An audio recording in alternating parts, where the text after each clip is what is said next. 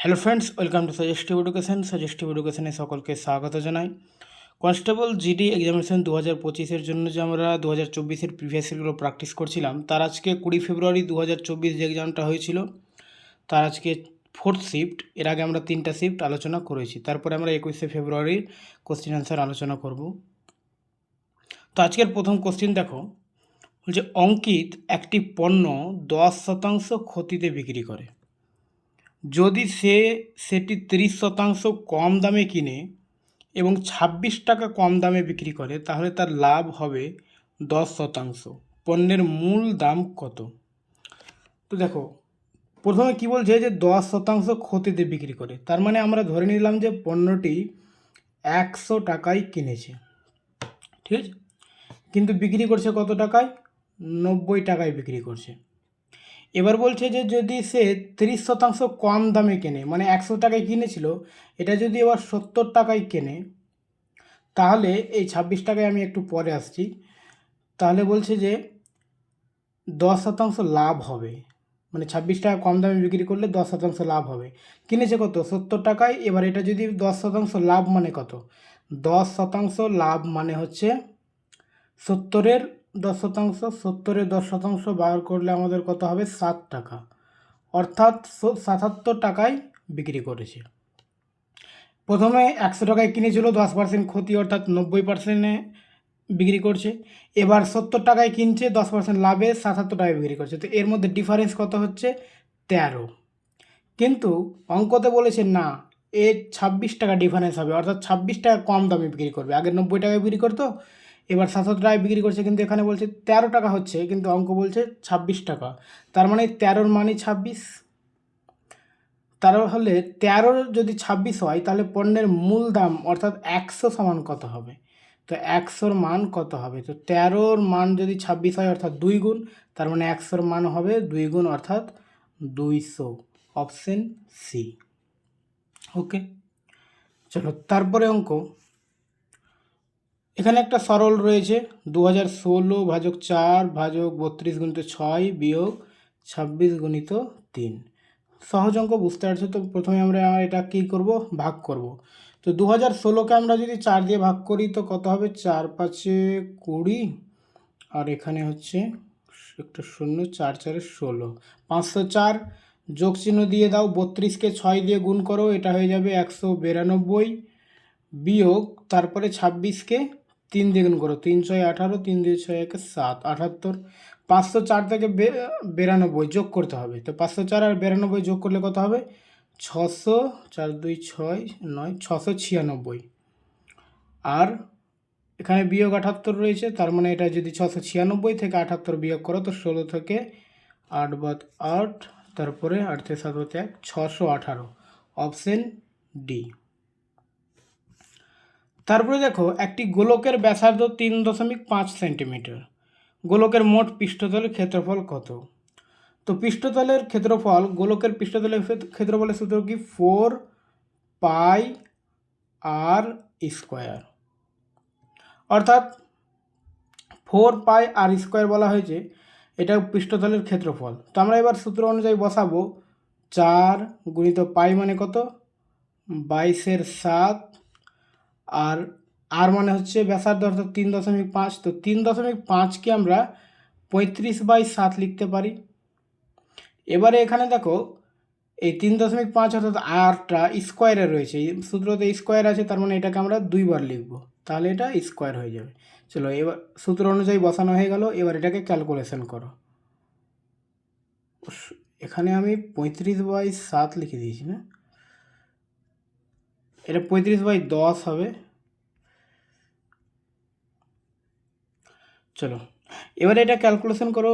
5 7 35, এই 5 2 10, আবার এটাকে যদি 5 দিয়ে কাটি, তাহলে এটা হবে 5 7 35, আর 5 2 10, এই 2 2 4, একবার এটা 4 কেটে দিলাম। তো নিচে কিছু থাকছে না, উপরে থাকছে 22 আর 7, অর্থাৎ এই দুটোকে আমাদের গুণ করতে হবে। তো 7 2 14, 7 2 14 15, 154 সিএম স্কোয়ার, সেন্টিমিটার স্কোয়ার, ঠিক আছে। তারপর এখানে দেখো,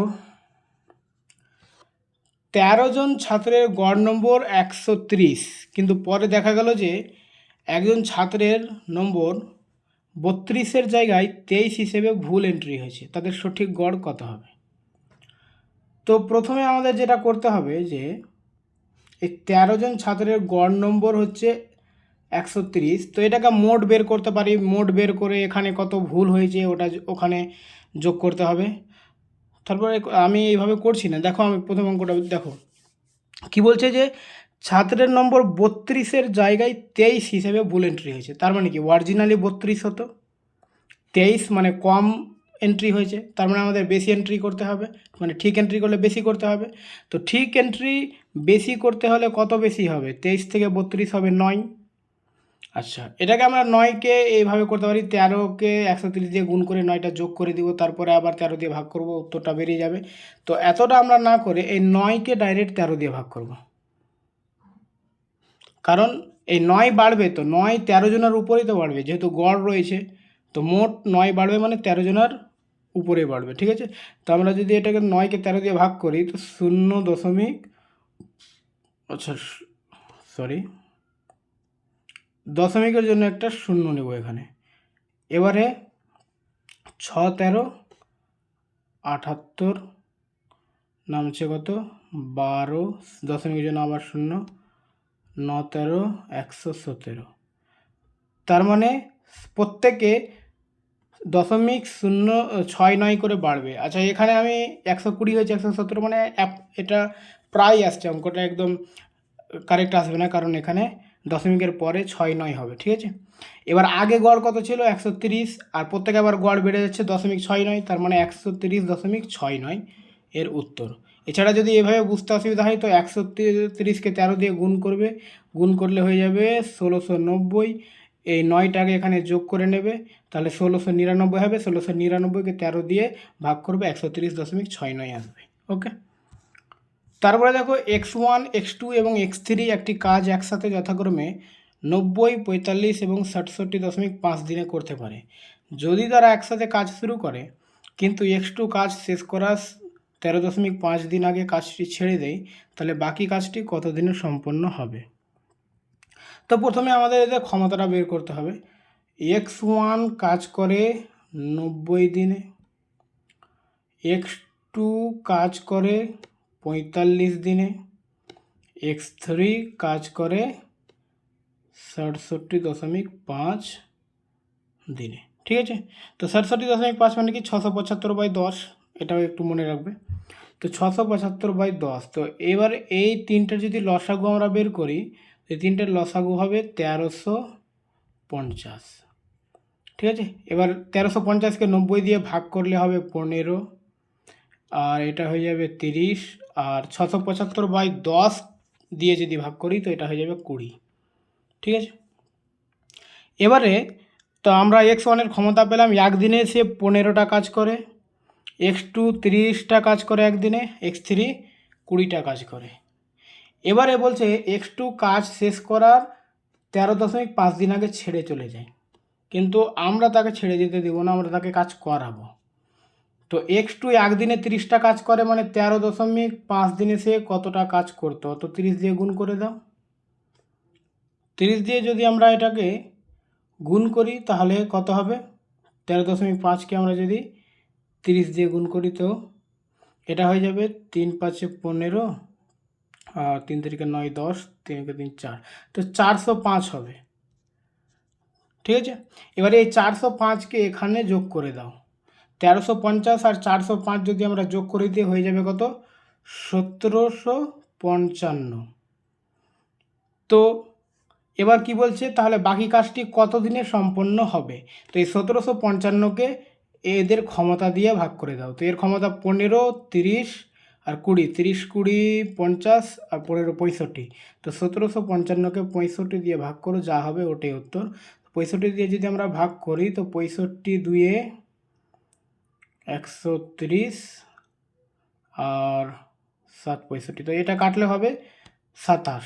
তো অপশন, আচ্ছা এখানে অপশানে 27 নেই, এখানে কোথাও একটা ভুল হয়েছে অপশান আমাদের, এটা অ্যান্সার 27 হবে। ঠিক আছে, যে কোনো একটা অপশন আমরা 23টা হয়তো 27 হবে, এখানে আমাদের অপশানে কিছু একটা ভুল হয়েছে, এটা 27 হবে, অপশান সি করে দিলাম আমরা 27। চলো তারপরে দেখো, একটি চেয়ারের চিহ্নিত দাম এর ক্রয় মূল্যের চেয়ে 20% বেশি।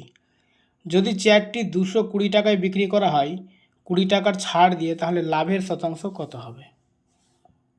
আচ্ছা দেখো, এখানে বলছে চিহ্নিত দাম ক্রয় মূল্যের চেয়ে 20% বেশি। যদি ক্রয় মূল্য 100 টাকা হয়, তার মানে চিহ্নিত দাম প্যাকেটে লিখে রেখেছে 120 টাকা। এবারে যদি চেয়ারটি, সেখানে একটু হয়ে গেছে 220, চলো, যদি ক্রয় মূল্য 100 টাকা হয়, চিহ্নিত দাম করে রেখেছে 120 টাকা, যদি চেয়ারটি 220 টাকায় বিক্রি করা হয় 20 টাকা ছাড় দিয়ে, তাহলে লাভের শতাংশ কত? আচ্ছা দেখো, 220 টাকায় বিক্রি করেছে, 20 টাকা ছাড় দিয়েছে, 20% বলেনি কিন্তু 20 টাকা, তার মানে অরিজিনালি চিহ্নিত মূল্য কত ছিল? 240 টাকা, এর থেকে 20 টাকা ছাড় দিয়ে বিক্রি করেছে 220 টাকা, এটাই তো। তো চিহ্নিত মূল্য যদি 220 টাকা হয়, তো এখানে বলেছে লাভের শতাংশ 20 টাকা ছাড় দিয়ে, তাহলে লাভের শতাংশ কত হবে? দেখো এখানে আমরা যখন 20%, লাভের শতাংশ কত হবে?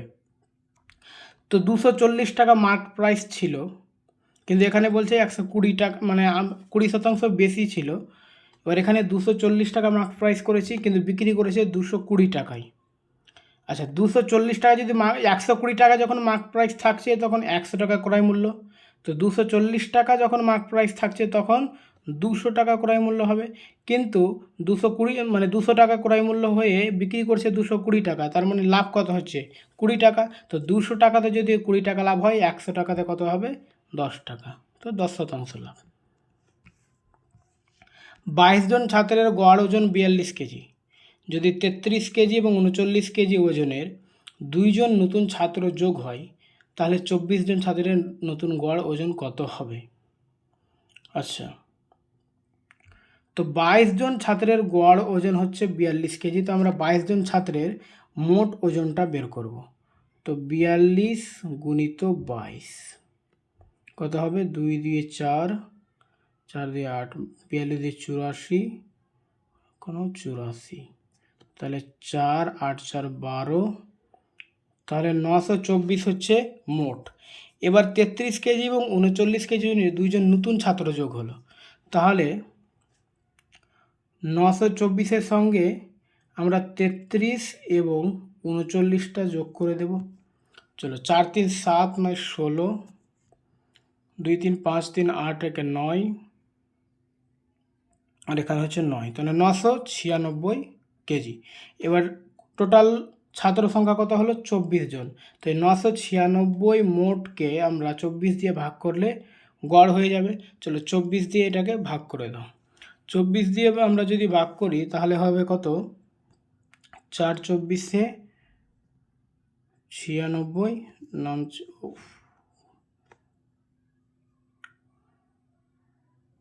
তাহলে এখানে 36, এবারে 24 1-কে 24 হবে। এখানে আবার একটা অপশন ভুল হয়েছে, এখানে 41.5 হবে, অপশন সি হবে 41.5। প্রিন্টিংয়ে আজকে অনেকটাই ভুল হয়ে গেছে আমার, 41.5 অপশন সি হবে অ্যান্সার। ওকে, একটি নির্দিষ্ট অর্থ 10 বছরে সরল সুদে 7 গুণ বেড়ে যায়, 20 বছরে এটি সরল সুদে কত গুণ হবে? তো 10 বছরে 7 গুণ হয়, 20 বছরে কত হবে? তো এটা অনেকজন ভুল করবে যে 10 বছরে 7 গুণ হয়ে গেছে, তো 20 বছরে 14 গুণ হবে, এটাও কিন্তু হবে না এভাবে, ঠিক আছে? দেখো, আমরা ধরে নিলাম পি কত বছর? 10 বছর, আরটা বলেনি তো আর ধরে নিলাম বাই 100, পিটিআর বাই 100 সমান কত? সুদ। তো সুদ এখানে 7 গুণ মানে কি? 7 আমরা 7p ধরবো, কিন্তু 7p এ কিন্তু একটা পি বেশি থাকবে, যে মূলধনটা ওখানে যোগ হয়ে যাবে। তো 7 গুণ বলেছে, তো আমরা এখানে 6p ধরবো, এটা হবে সুদ, ঠিক আছে? যদি 7p ধরতাম, তাহলে সুদ আসল হয়ে যেত, আমরা একটা পি বাদ দিলাম, মানে মূলধনটা বাদ দিলাম, তাহলে সুদটা শুধু 6p। এখান থেকে আর এর মান বের করো। আচ্ছা, আর এর মান যদি আমরা এখানে বের করি তাহলে পি পি এখানে কেটে যাবে 10, তো আর সমান হয়ে যাবে তাহলে 60, অর্থাৎ 60%। এবার এই 60%-এ আমরা 20 বছরে এটি বের করব, ঠিক আছে। তো এখানে ধরে নিলাম পি 20 বছর 60% বাই 100, তো এটা হবে 5, আর এটা হয়ে যাবে 12। তার মানে এখানে কি আসছে, 12 পি আসছে, ঠিক আছে। তো 12 পি হচ্ছে সুদ। 12 পি যদি সুদ হয় তাহলে এখানে সুদ মানে সুদে, সরল সুদে কত গুণ হবে, কত গুণ মানে কি, এর আগে আমরা যেমন 7 পিকে 6 পি করেছি, তো এখানে বাড়াতে হবে, 13 পি করতে হবে, কারণ এটা সুদ, আর সুদ আসল মানে একটা পি যোগ হয়ে যাবে 13 পি, অর্থাৎ 13 গুণ হয়ে যাবে, অপশান সি। বুঝতে যদি অসুবিধা হয় তো অবশ্যই কমেন্টে বলবে, আমি তোমাদের আবার হোয়াটসঅ্যাপে বা কমেন্টে আমি বলে দেব। একটি নির্দিষ্ট সুদের হারে 2 বছরের জন্য একটি মূলধনে সরল সুদ এবং চক্রবৃদ্ধি সুদ যথাক্রমে 12,800 টাকা এবং 14,400 টাকা হয়েছে। মূলধন কত? আচ্ছা, একটি নির্দিষ্ট সুদের হারে 2 বছরের জন্য 2 বছরে সরল সুদ এবং চক্রবৃদ্ধি সুদের কথা বলা হয়েছে।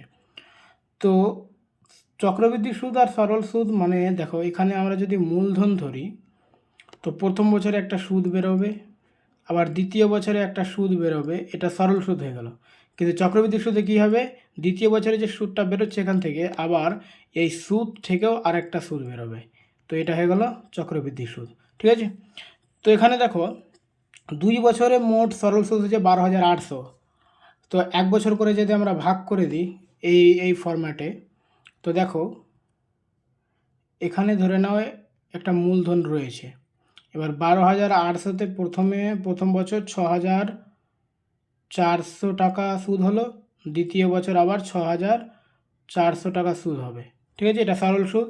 এবার সরল সুদ থেকে এবার চক্রবৃদ্ধি সুদ মানে কি, এই 3টা এখানে আর একটা হবে, ওটা মিলিয়ে, তো আমরা যদি 12,800 এখানে পেয়ে যাই, তার মানে এখান থেকে আমি যদি বাদ দিয়ে দিই তো কত হবে, 0 আর 0, 14 থেকে 8 বাদ 6, 14 থেকে 8 বাদ 6, তো এখানে হবে 1600।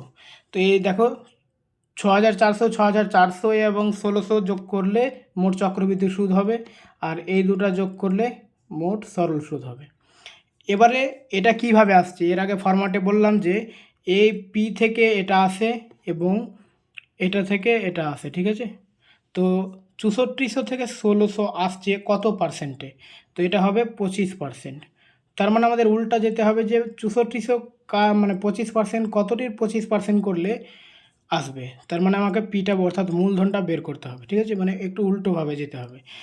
তো 6400 25% কীভাবে আসবে, ঠিক আছে। তো ধরে নাও যে 100 টাকায় 25 টাকা, তো এখানে তো 25-এর জায়গায় হচ্ছে 6400 টাকা, তো 100-র মানটা আমাদের বের করতে হবে। তো এটা কত গুণ, 4 গুণ, তো এটাকেও 4 গুণ করে দাও, 4 4 16, 4 4 24, 4 4 16 6, আর 4 6 24 25, আর দুটো শূন্যর জন্য তাহলে 25,600 টাকা। ওকে, তারপরে দেখো 35-এর পাওয়ার 29-কে 10 দিয়ে ভাগ করলে ভাগশেষ কত হবে। 35-এর পাওয়ার 29, তো যে কোনো সংখ্যাকে যদি আমরা 10 দিয়ে ভাগ করি তো ওর ইউনিট ডিজিট অর্থাৎ এককের অংশে যেটা থাকবে সেটাই কিন্তু ভাগশেষ হবে, ঠিক আছে।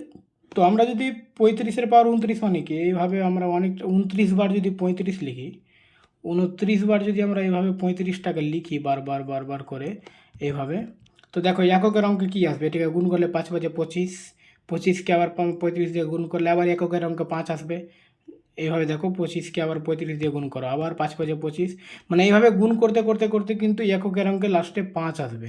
তো আমি কি বললাম, যদি 10 দিয়ে ভাগ করা হয় বলা হয় তাহলে এককের অঙ্কে যেটা থাকবে ওটাই ভাগশেষ হবে, তো অপশন সি 5 হবে উত্তর, ঠিক আছে।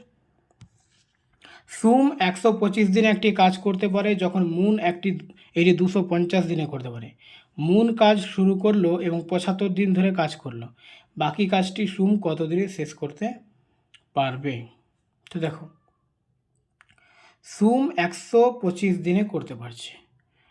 এস ফর সুম মানে 125 দিনে করছে, আর মুন 250 দিনে করছে। ঠিক আছে, তো ক্ষমতাটা দেখো যে মুন একটা কাজ 250 দিন লাগাচ্ছে আর এস 125 দিনে করে নিচ্ছে, তার মানে নিশ্চয় এস একদিনে দুটো কাজ করে আর মুন একদিনে একটা কাজ করে, যেহেতু বেশি টাইম লাগাচ্ছে। ঠিক আছে, তার মানে ডাবল এফিসিয়েন্সি। কিন্তু এখানে বলছে মুন 75 দিন কাজ করেছে, তার মানে মুন যদি একদিনে একটা কাজ করে তাহলে মুন 75 দিনে 75টা কাজ করেছে। এবার মুনের কাজ অনুযায়ী ও তো 250 দিন লাগাবে, 75 দিনের 75টা কাজ করেছে, তার মানে কাজ আর কতটা বাকি থেকে গেছে, 250 থেকে 75 বাদ দাও, 250 থেকে 75 বাদ দিলে 175টা কাজ বাকি আছে। এবার বলছে সুম কত দিনে শেষ করবে, এই 175টা কাজই তো সুম শেষ করবে। তো সুম তো একদিনে দুটো করে কাজ করে, তো 175টা কাজ ও কত দিনে করবে, মানে একদিনে দুটো করলে 2 দিয়ে ভাগ, তার মানে এটা হবে 87.5, আর 16, ঠিক আছে, 175 মানে 87.5, অপশন এ। তারপরে দেখো 3 জনের বয়সের অনুপাত 3, 5, 7, 6 বছর আগে তাদের বয়সের যোগফল ছিল 87, তাদের বর্তমান বয়স নির্ণয় করুন। তো এখানে অনুপাতটা বর্তমান বয়সেই বলা হয়েছে, তো আমরা প্রথমে অনুপাত দিয়ে দেখি। এখানে 3-এর গুণিতক সবটা রয়েছে, 5-এর গুণিতক, তার মানে অনুপাত দিয়ে অপশন টেস্ট করে হচ্ছে না। তো কী বলছে, 6 বছর আগে তাদের বয়সের যোগফল ছিল 87, তো 6 বছর পরে তাদের বয়সের যোগফল আমাদের আগে বের করতে হবে। তো দেখো 3 জন আছে, একজনের যদি মানে 6 বছর পর হয় তাহলে 6 বছর বাড়বে।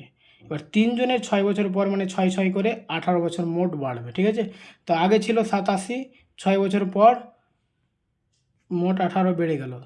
এটা বুঝতে আশা করি অসুবিধা নেই। যদি একজন থাকতো তো 6 বছর বাড়তো, কিন্তু 3 জনের বয়স মোট হচ্ছে। যদি ধরো যে আগে 3 জনের বয়স ছিল 25 বছর, এমনি ধরলাম আমি যে 25 25 করে 75 ছিল, এবার তো তারপরে 6 বছর করে বাড়লো, মানে একজনের বয়স 31 বছর হয়ে যাবে 6 বছর পর পর, তো আবার 31 31 31 3বার যোগ করতে হবে। ঠিক একই রকম 87-র সঙ্গে আমরা 3 6 18 যোগ করলাম, তো 8 7 15, 8 একে 9 একে 10, তাহলে 6 বছর পর তাদের যোগফল হবে 105, মানে বর্তমান বয়স তাদের যোগফল হচ্ছে 105। ঠিক আছে, এবার এই 105কে 3 5 7-এর অনুপাতে ভাগ করে দাও। তো 105-এর যদি আমরা 3 ও 5 7-এর অনুপাতে ভাগ করি, তো 105 আগে 3টাই ভাগ করি, উপরে 3, মোট অনুপাত কত হবে, 5 7 12 3 15, তো 7 15 105, 3 7 21। দেখো 21 একটা অপশানে রয়েছে, এটাই হবে। বাকিগুলো দেখে নাও, এখানে যদি আমি 5 বসাই তো 5 7 35 হবে, আর 7 বসালে 7 7 49, তো 21 বছর 35 বছর 49 বছর হবে। ওকে, এই অনুপাতগুলো বারবার করলে। তারপরে দেখো একটা সরল রয়েছে, তো এখানে আমরা প্রথমে কি করব, প্রথমে আমাদের যেটা করতে হবে সেটা হচ্ছে ভাগ। তো 226কে আমরা যদি 2 দিয়ে ভাগ করে নিই তো কত হবে, 113। এবার 113কে আবার 5 দিয়ে যদি গুণ করি তাহলে 3 5 15, 5 1 5, 6, আর 5 1 5, 565। এবার এখানে যেহেতু মাইনাস আছে তার মানে এটা মাইনাস 565। এবার এখান থেকে 443টা কী করব, বিয়োগ করে দেব। যেহেতু মাইনাসটা বড় তো মাইনাসের উত্তর আসবে এমনিতেই, আর অপশানেও মাইনাস রয়েছে সবটাতে, তো 43টা বিয়োগ করে দিই। এখানে 5 থেকে 3 বার 2, 6 থেকে 4 বার 2, 5 থেকে 4 বার 1, 122, অর্থাৎ মাইনাস 122 হচ্ছে উত্তর। একটি বাস নির্ধারিত সময়ের চেয়ে 60 মিনিট দেরিতে ছাড়লো, কিন্তু গন্তব্যস্থলে 300 কিমি দূরে পৌঁছানোর জন্য এর গতিবেগ প্রতি ঘন্টায় 10 কিমি বাড়াতে হয়েছে, বাসের সাধারণ গতিবেগ কত। এটা অনেকভাবে করা যায়, তো আমি অপশান টেস্ট করি তোমাদের করে দিচ্ছি। দেখো যে টোটাল দূরত্ব কত, 300 কিমি। এবার অপশান টেস্ট করে আর এটা 10 কিমি বাড়িয়ে আমাদের 300 মিলাতে হবে। ঠিক আছে, তো 60 মিনিট দেরিতে ছাড়লো মানে 1 ঘন্টা দেরিতে ছাড়লো। ও যদি 60 কিমি পার ঘন্টা চলে, ধরো যে স্বাভাবিক সাধারণ বাসের গতিবেগ আছে 60 কিমি, ও যদি 60 কিমি পার ঘন্টা চলে তার মানে 300 কিমি যেতে আর 5 ঘন্টা টাইম লাগবে। ঠিক আছে, কিন্তু ও ওই 1 ঘন্টা দেরিতে মানে 4 ঘন্টায় যাবে। তো 4 ঘন্টায় ওই এই গতিতে যদি, কিন্তু গতিটা 10 কিমি বাড়িয়ে দিয়েছে মানে 70 করে দিয়েছে। তো 4 ঘন্টায় 4 × 70 280 যাবে, 300 হচ্ছে না, বাদ দাও, অপশান যাবে না। ঠিক 30 দিয়েও এরকমভাবে হচ্ছে না, আমরা দেখব যে 30 দিয়ে মানে যদি 30 কিমি যায়, তাহলে 30 কিমি/ঘন্টাতে যদি 300 কিমি যায় তো 10 ঘন্টা টাইম লাগবে, কিন্তু 1 ঘন্টা দেরি করেছে মানে 9 ঘন্টা, আর 10 কিমি বাড়িয়ে দিয়েছে মানে তার 40 কিমি হচ্ছে, 9 ঘন্টাতে 4 × 9 = 36, 40 কিমি/ঘন্টা 9 ঘন্টাতে যাবে 360, মিলছে না, 300 হচ্ছে না। 50 কিমি/ঘন্টাতে দেখো, 50 কিমি/ঘন্টা যদি 300 কিমি যায়, তাহলে তার মোট টাইম লাগছে 6 ঘন্টা, কিন্তু ও 1 ঘন্টা দেরি করেছে, তার মানে ওর মোট টাইম ও যেটা যাচ্ছে 5 ঘন্টায়, কিন্তু 1 ঘন্টা দেরি করার জন্য সে 10 কিমি বাড়িয়ে দিয়েছে, মানে এটা করে দিয়েছে 60। তাহলে 1 ঘন্টা, এবার 5 ঘন্টায় 60 কিমি/ঘন্টা বেগে যাবে, তার মানে 5 × 6 = 30, 300 মিলে যাচ্ছে। ঠিক আছে, ও যদি 50 কিমি/ঘন্টা বেগে চলে তবু 5 ঘন্টায় 300 কিমি যাবে, 1 ঘন্টা দেরি করলো 10 কিমি বাড়িয়ে দিল, তো 60 কিমি/ঘন্টায় যাবে, তার মানে তবুও 5 × 6 = 30, 300 দূরত্ব কমপ্লিট করে নিচ্ছে। তো অপশান সি হবে অ্যান্সার, 50 কিমি/ঘন্টা। একটি পণ্যের চিহ্নিত দাম 11,800 টাকা এবং বিক্রয় মূল্য এত টাকা, ছাড়ের শতাংশ কত? এগুলো অঙ্ক অবশ্যই বলতে হবে না, এটা থেকে এটা বিয়োগ করো। 11,800 থেকে যদি আমরা বিয়োগ করি তো 10 থেকে 8 বাদ 2, আবার 9 থেকে 8 বাদ 1, তারপরে আবার 7 থেকে বাদ 0, আচ্ছা 11,012 আসছে মনে হয়, ঠিকঠাক করলাম তো আমি বিয়োগটা? দেখি একবারে বিয়োগটা করে নিই। এখানে 7, 7, 8, 8, ঠিক আছে। 10 থেকে 8 বাদ 2, থেকে 8 বাদ 1, 7 থেকে 7 0, 11 থেকে 7 বাদ, আচ্ছা 4, তাহলে এটা হচ্ছে 4,012টা মানে টাকা ছাড় দিয়েছে। কত টাকাতে? 11,800 টাকাতে। তো 100 টাকায় কত? তো এ দুটো শূন্য কেটে দাও, 4,012কে 118 দিয়ে ভাগ করো। তো আমরা যদি এটা 118 দিয়ে ভাগ করি, তাহলে 3 বারে যদি দিই, 3 × 8 = 24, আর 3 × 1 = 3, 2 = 5, 3 × 1 = 3, তো 11 থেকে 4 বার 7, আর 9 থেকে 5 বাদ হচ্ছে 4, নামছে 2, 4 দিয়ে দিলে 4 × 18 = 72, 4 × 1 = 4, তাহলে 34 হচ্ছে উত্তর, অপশন বি। তারপরে একটা সরল রয়েছে আবার, তো প্রথমে এটাকে আমরা গুণ করে নিই, এটা হয়ে যাবে 12, বাকি এই বন্ধনীর ভিতরে কাজ করতে হবে। তো 20 থেকে 8 বাদ দিলে হচ্ছে 12, আর 48 থেকে আবার যদি 12 বাদ দিয়ে দিই তাহলে হবে 36, মানে পুরোটা ক্যালকুলেশন 36, এখানে ভাজক চিহ্ন রয়েছে, তাহলে উত্তর হচ্ছে 3, 36কে 12 দিয়ে ভাগ করলে 3। তারপরে দেখো, বিক্রম একটি পরীক্ষায় 32% নম্বর পেয়েছে এবং 15 নম্বরে ফেল করেছে। যদি সে 57% নম্বর পায়, তাহলে সে পাসের নম্বরের থেকে 10 নম্বর বেশি পাবে। পরীক্ষায় পাসের নম্বর কত হওয়া উচিত? তো বিক্রম 32% নম্বর পেয়েছে, 15 নম্বরের জন্য ফেল করেছে, তো পাস করলে মানে 15 নম্বর যদি পেয়ে যেত তো পাস করতো।